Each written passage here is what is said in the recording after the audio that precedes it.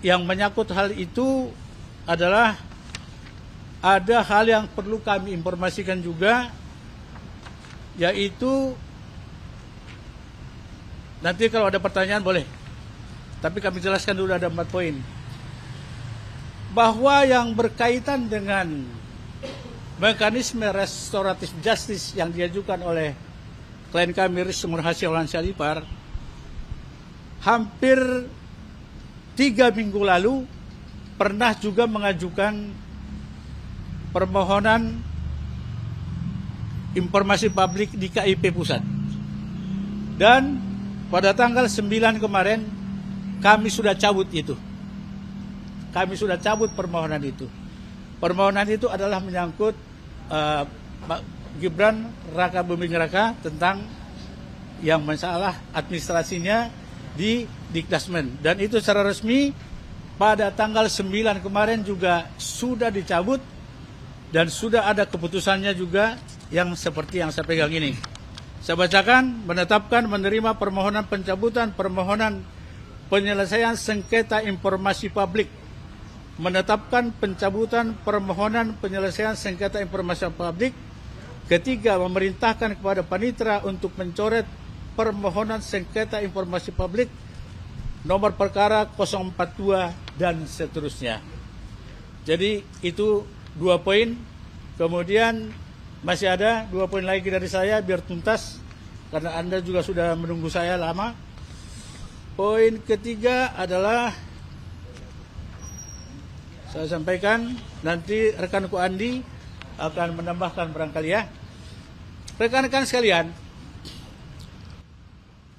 begitu keluar SP3 yang diajukan oleh klien kami Rismon Hasihol Ansyaripar, di kalangan masyarakat ini khususnya advokat yang pernah mendampingi Rismon Hasihol Ansyaripar atau pengacara yang pernah mendampingi Rismon Hasihol Ansyaripar tapi sudah diputus kuasanya, sering berkata-kata atau berkuar-kuar di televisi untuk menyudutkan dia, bahkan menghina dia, bahkan membuka segala sesuatu informasi tentang Rismon. Saya mau sampaikan, siapapun advokat tersebut harus wajib menjaga rahasia mantan klien.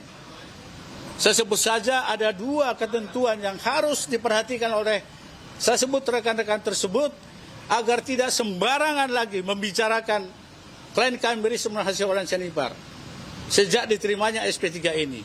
Jika itu dilakukan, kami akan lakukan tindakan melaporkan ke Dewan Kehormatan. Pertama, aturan yang harus diikuti oleh katakanlah bekas pengacara atau bekas advokat Rismon Hasihol Ansyaripar. Saya tidak sebut namanya, tapi merasa karena kami pantau di media dimanapun itu banyak sekali mencaci, membuli, merendahkan dan sebagainya. Perhatikan, jika Anda masih merasa advokat, perhatikan Undang-Undang Advokat nomor 18 tahun 2003 khususnya pasal 19. Wajib menjaga rahasia klien dan mantan klien. Kedua, berdasarkan Kode Etik Advokat Indonesia tahun 2002 pasal 4 huruf H menyatakan hal yang sama. Jadi rekan-rekan sekalian, 3 hal itulah yang saya sampaikan bahwa hari ini sebenarnya kami umumkan resmi bahwa klien kami Rismon Hasihol Ansyaripar sudah memegang SP3 dari Polda Metro Jaya, dalam hal ini penyidiknya Kamnek Unit 5 khususnya. Pertanggal 14 kemarin, jangan lupa, bukan hari ini ya, pertanggal 14 kemarin sudah keluar SP3 untuk klien kami Rismon Hasihol Ansyaripar. Nah, yang kedua adalah mengenai tadi Dikdasmen yang pernah juga diajukan oleh rekan klien kami sudah dicabut tanggal 9 April kemarin. Ya, jadi semua itu berkaitan dengan restoratif justice atau mekanisme keadilan restoratif yang dilakukan, yang diajukan oleh klien kami Rismon Hasihol Ansyaripar. Jadi itu adalah tugas untuk menetralisasi semua hal yang menyangkut Solo dan menyangkut juga Pak Wakil Presiden kita. Jadi itulah tanggung jawab moral yang dilakukan, yang dilaksanakan oleh Rismon Hasiholayan Tjanipar. Jadi bukan semata-mata perintah dari perjanjian itu, tapi tanggung jawab moral dia. Bahkan di luar itu pun dia lakukan untuk menyelesaikan secara hati nurani. Apalagi begitu baiknya Pak Jokowi mau menerima permohonan maaf dari klien kami Rismon Hasiholayan Tjanipar. Begitu juga baiknya hati Pak Wakil Presiden kita, Pak Gibran Raka Buming Raka.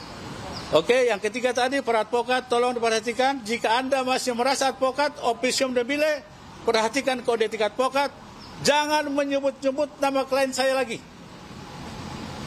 Kami akan proses Anda secara dewan kehormatan. Siapapun Anda, organisasi manapun Anda. Kebetulan saya salah satu pengurus Peradi juga. Jadi mohon ya, mengerti yang merasa advokat, merasa berpendidikan, yang merasa gelarnya bla bla bla, tapi tidak mengerti undang-undang advokat. Ini perlu saya tegaskan kembali. Ya, saya kira itu poinnya dari saya, bahwa pertanggal 14 kemarin resmi klien kami Rismon Hasiholayan Tjanipar telah mendapat SP3 dari Polda Metro Jaya. Saya kira itu poin penting, 3 hal dari saya, dan selanjutnya rekan Andi menambahkan. Silakan. Yang saya sedikit saja. Boleh ke tengah nggak, Pak? Oh ya. Di tengah. Pindah tengah. Pindah. Ya, boleh. Oke. Ya, jadi saya sebagai perwakilan ya dari relawan Jokowi dan pendukung Jokowi, memang kita ini mengikuti terus ya, memantau terus ya, dan sampai mendapatkan SP3-nya Rismon itu. Yang jelas pertama kita apresiasi yang sebesar-besarnya kepada Polda Metro Jaya yang telah menyelesaikan tugas-tugasnya yang begitu banyak, yang begitu sangat melelahkan, sehingga ini dapat mendapatkan SP3 ini. Yang jelas adalah kita semua melihat bahwasanya step ke depan sudah berjalan ya. Ya, saudara Roy Suryo, saudara Tifa ya, dan dari klaster 1 ya, Anda selalu mengatakan bahwasanya tidak akan terbit SP3 ya, RJ-nya ditolak dan sebagainya. Sudah, Anda jangan berhalusinasi lagi, jangan bermimpi lagi, persiapkanlah ya semua evidence yang Anda punya untuk bertarung nanti di pengadilan. Dari penyidik, jadi tidak ada inisiatif apapun. Ya, saya bercerita tentang temuan saya kepada penyidik. Saya sebut saja namanya ya, Bapak Ibtu Teguh, Bapak Rosadi ya, di Kamnek 5 unit Kamnek 5 ya, begitu juga dengan Kasubdit Bapak Akta dan seterusnya Bapak Dir ya, Dirkrimum dan Bapak Kapolda. Jadi semua ini jangan digiring bahwa ada faktor duit, faktor apapun. Kalau ada yang berpikir seperti itu, berarti dialah yang menginginkan duit itu. Ya. Itu saja. Mereka sajalah yang memikirkan duit itu. Karena apa? Seperti kemarin yang saya jelaskan bahwa orang minta maaf seharusnya membayar ganti rugi itu pihak yang meminta maaf. Logikanya jangan jongkok. Itu bagi yang menuduh, ya. Nah, kita selesaikan aja isu liar itu ada di situ. Terus kemudian ya, hentikanlah kepada pihak-pihak yang selalu merepetisi, mengulang-ulang klaim bohong, klaim palsu, 99,9% palsu. Tetapi ketika ditanyakan, coba wartawan tanyakan dari mana angka itu, dia selalu berkelit entah kemana ya, dengan isu-isu nggak jelas ya, isu-isu basi. Jadi hentikanlah. Ya, kalian jangan percaya begitu saja kepada seorang mantan napi, mantan narapidana yang mengaku peneliti. Sementara kalau kita lihat track record penelitiannya, itu kan peneliti harus ada. Apakah dia pernah belajar matematika di kampusnya, matematika teknik, matematika engineering, numerik, dan matematika lainnya. Karena semua dasar dari digital image processing itu tentu ya berdasarkan keilmuan matematika tingkat lanjut ya, yang itu tidak didapatkan dari ilmu komunikasi visipol ya, karena itu ilmu politik. Jadi bagi masyarakat ya, jangan cepat percaya kepada klaim-klaim kebohongan 99,9%. Saya sebutkan aja 2 pointer yang akan saya revisi nanti di buku saya. Ya. Pertama, klaim bohong. Mungkin sekarang mulai mereka sudah berhenti ya. Klaim bohong bahwa tidak ada baik Embos maupun Watermax yang ditunjukkan pada gelar perkara 15 Desember 2025 maupun yang diupload oleh Saudara Dian Sandi Utama di akun X-nya. Klaim itu juga klaim bohong. Ya. Klaim bohong yang diulang-ulang dan sekarang mungkin sudah berhenti dia karena ketahuan, ya. Padahal dengan sebuah filter, ya, tapis digital sederhana dalam ilmu digital image processing itu bisa didapatkan, kita ekstrak, ya, lintasan tiap baris itu Watermax, Universitas Gadjah Mada, Universitas Gadjah Mada, Universitas Gadjah Mada, dan ada Embos yang sangat jelas. Ya, oleh karena itu jangan percaya saudara-saudara klaim bohong itu, apalagi dari seorang mantan napi dari kasus Stupa yang mengaku-ngaku menjadi peneliti. Yang kedua, saya bocorkan di sini penelitian saya. Sebelumnya, ya, saya mengatakan bahwa lembar pengesahan skripsi Bapak Joko Widodo itu diproduksi di kisaran tahun 2019 setelah 1985 atau 2000-an.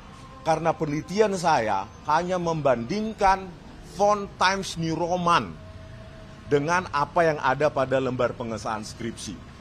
Itulah peneliti bisa salah. Kenapa saya bilang setelah saya revisi, saya bandingkan, ya. Ini perlu dikutip kepada mereka yang hanya mengaku-ngaku ahli itu, ya. Setelah saya bandingkan bentuk lengkungan maupun bentuk huruf, ya, yang ada di dalam lembar pengesahan Bapak Joko Widodo, ya, itu saya analisa dan saya bandingkan dengan Times Roman, bukan Times New Roman, yang sudah ada sejak sebelum 1985 dalam bentuk versi digital. Kalian bisa cek semua, yaitu ada di 2 sistem operasi, baik DOS maupun Macintosh, Apple Macintosh. Ya, di Apple Macintosh bisa kita dapatkan di Mac Write 1.3 sebelum tahun 1985. Jadi Times Roman dalam bentuk digital font sudah jamak dipakai dalam komputer-komputer di 2 sistem operasi tersebut. Oleh karena itu kealfaan saya menganalisa, sebelumnya saya hanya percaya Times New Roman. Sekarang sebelum Times New Roman, lengkungannya mirip, ya, hampir sempurna, baik scaling maupun lengkungan itu ada di Times Roman yang dikembangkan oleh Adobe dalam sistem font PostScript. Itu ada dan semua orang komputer juga paham itu, apalagi yang memiliki pengetahuan tentang sistem font dan Adobe. Jadi inilah penelitian, inilah membuktikan bahwa penelitian itu bisa salah. Karena saya tidak terikat dengan afiliasi politik apapun, gerakan politik apapun, gerakan apapun yang di balik mereka, ya, maka saya bebas. Dan itu bisa kita perdebatkan di ruang ilmiah. Coba kalian baca semua, cari tahu semua tentang font, ya, digital font. Jangan bilang itu kan analog font, bukan, digital font. Times Roman, bukan Times New Roman. Itu ada sejak sebelum 1985, sekitar 1982-83. Ada di 2 sistem operasi dan teks editor seperti Mac Write 1.3 gitu, ya. Jadi itu 2 pointer apa yang saya koreksi nanti di buku JWP saya. Tetapi begini ya saudara-saudara, ya, kalau mereka yang tidak mumpuni atau tidak menekuni bidang itu sejak dari belajar matematika dasar, terus langsung overclaim, mengklaim bahwa dia ahli di bidang itu, padahal satu persamaan matematika pun di dalam bidang itu nggak bisa dijelaskan. Kalian bisa percaya apa sama dia? Makanya saya undang, harusnya saya tantang media, coba tunjukkan 49 halaman itu, ya, 49 halaman di buku JWP, 49 halaman pertama, itulah sesungguhnya apa yang di balik otak Rosuryo. Berikan itu kepada ahli, coba kalian media, nanti kalau respon bias, kalian media tanyakan apakah ini ilmiah atau orang ya hanya yang mengaku ilmiah tanpa fondasi apapun. Ini Kak ya. Nah ini Kak, pegang Kak. Nah ini. Inilah tulisannya 49 halaman itu. Ini cuma ini tentang hak asasi manusia, terus yang lain-lain. Ini kan bukan keahlian apapun dalam digital forensik. Ya. Itu siapa? Punya Rosuryo, 49 halaman nih begini nih. Masya Allah. Begini. Inilah tulisan dia. Jadi jangan mentompleng tulisan saya.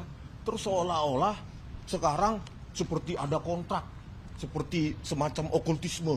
Begitu saya merevisi tulisan saya, terus mereka mengulang-ulangi kata-kata bohong, pengkhianat, dan lain-lain. Padahal banyak yang ngomong itu, terutama para pengacara itu. Masuk ke kasus ini pun di tengah jalan. Ya, apalagi Rosuryo mengatakan, di Ketoyan, Pak Kasmujo. Sejak kapan dia turun ke lapangan dengan duitnya sendiri mencari data? Dia hanya sibuk di televisi, ke televisi, ke televisi. Hari-hari.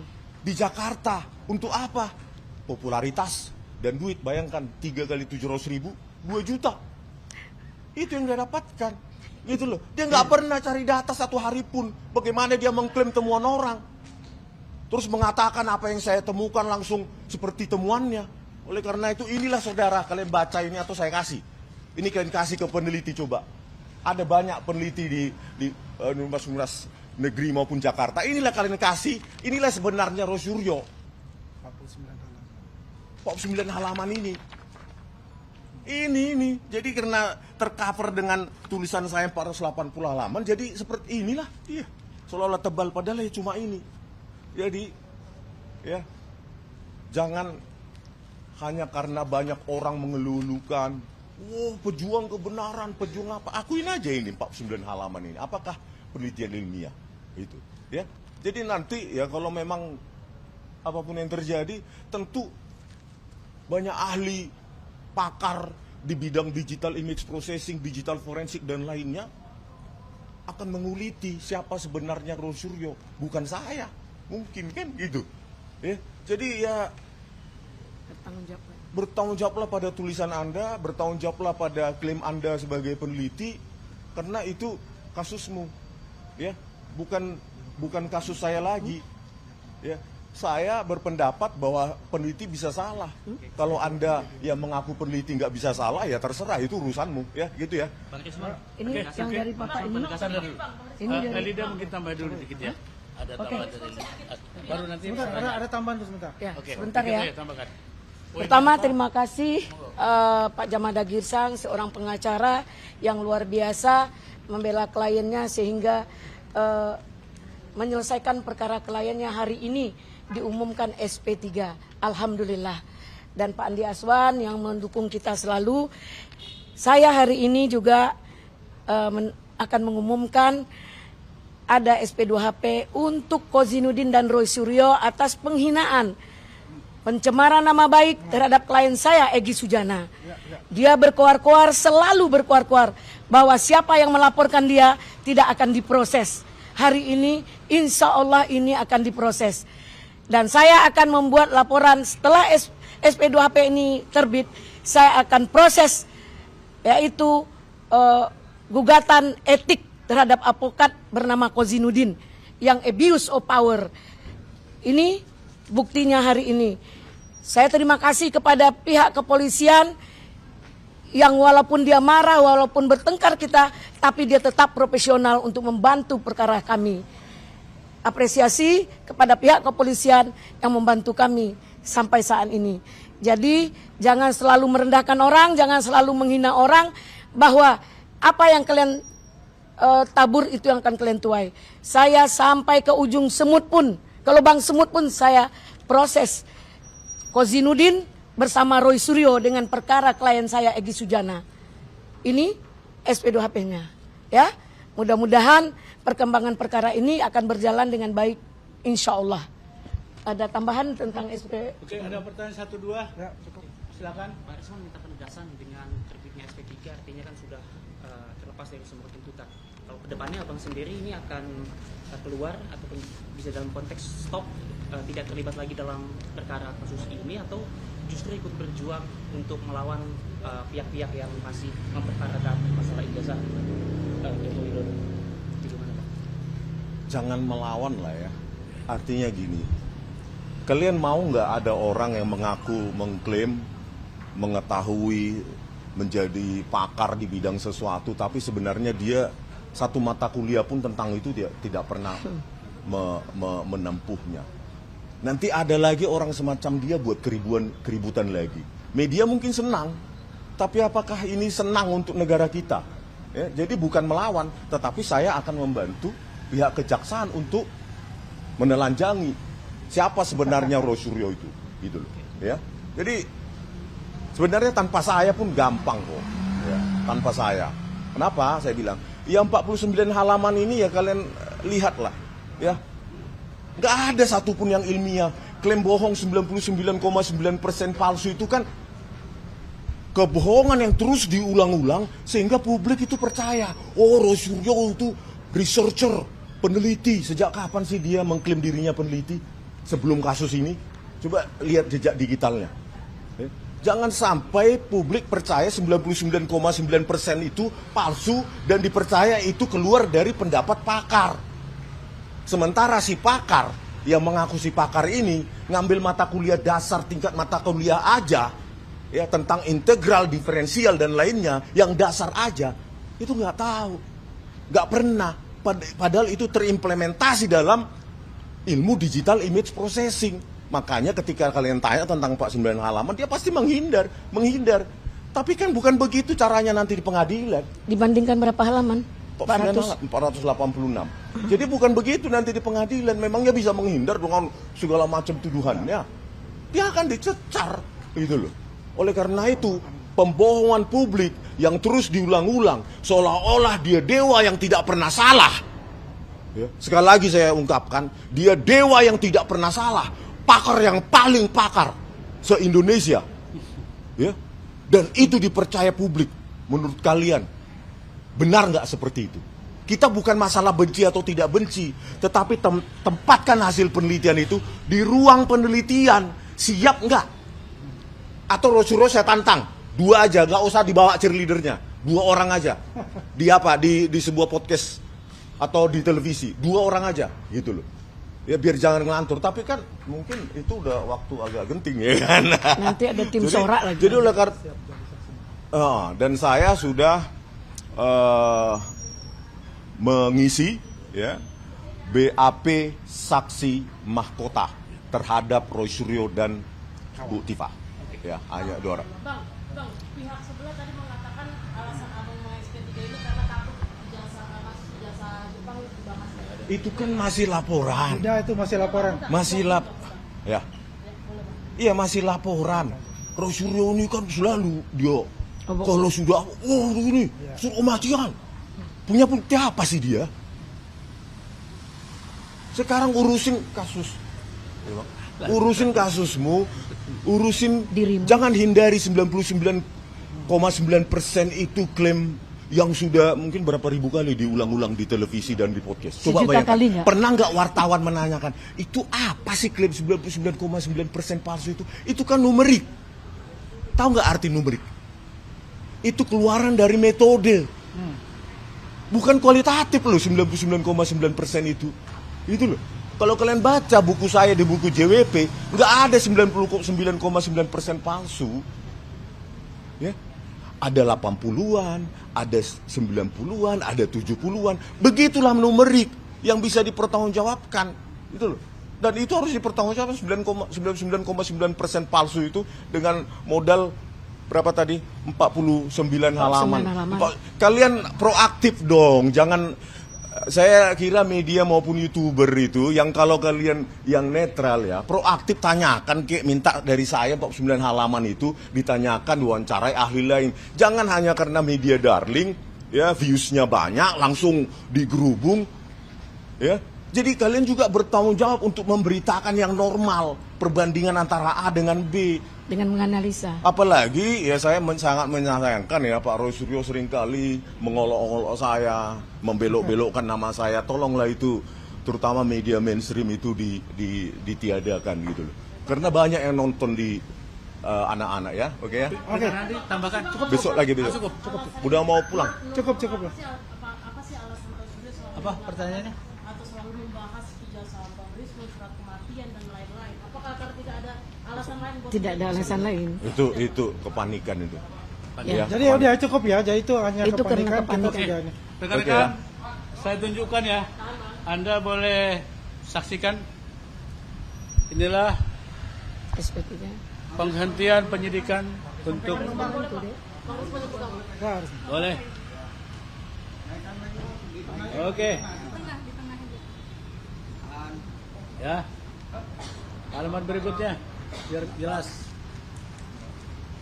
Oh, sebentar dulu. Tunggu pegang dulu. Mohon bersabar. Oh, tadi tahu Bang, pihak sebelah ngadain aksi 1 tahun ijazah Pak Jokowi di DPR Bang. Langsung halaman terakhir aja ya. Tadi mau tahu nggak Bang? Dan Sudah tahu tanggal selesai. berapa? Nggak perlu. Oke. Boleh naikkan dikit? Boleh naikkan dikit? Ya. Nah. Oke. Tanggal 14 ya. Jadi bukan hari ini. 2 hari lalu berarti. Udah, oke ya. Itu dulu Oke, ya. rekan-rekan, karena masing-masing kami ada acara.